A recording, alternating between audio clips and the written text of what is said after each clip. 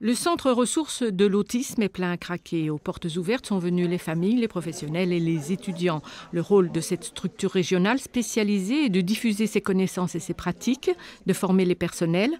Exemple avec ses aides nécessaires à la communication, comme ses pictogrammes importants pour l'enfant.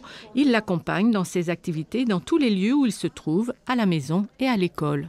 L'enfant avec autisme se distingue par une hyperperception visuelle et également auditive qui fait qu'on va utiliser ce surfonctionnement perceptif. Grâce à ces images, il va pouvoir construire des phrases, il va pouvoir manifester ses besoins, il va pouvoir communiquer, entrer en communication.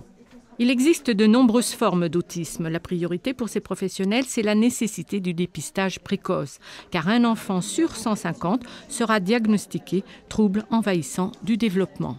Le dépistage précoce est d'abord une nécessité de santé publique compte tenu du fort taux de prévalence. Plus on repérera les enfants précocement, moins ils auront de handicap de socialisation et de handicaps divers à l'âge adulte. Plus on favorisera leur insertion, leur accès à la citoyenneté.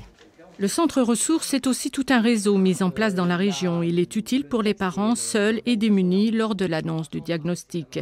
Depuis 1 an et demi, le petit garçon de cette maman est pris en charge par un service d'éducation et de soutien à domicile, tous utilisant le même langage, et Loane a depuis fait beaucoup de progrès. Dès qu'on arrive à lui faire comprendre de la bonne façon ce qu'on attend de lui, il s'engage beaucoup dans ce qu'il fait et il fait très vite. Le plus dur, c'est de réussir à trouver comment lui présenter les choses. Et donc toute cette concertation, ça permet d'avoir plein d'avis sur comment on peut faire. Mais ce type de service est rare dans la région. Pour le développer, un 3e plan autisme se prépare au ministère, dont les grandes lignes devraient être dévoilées ce soir.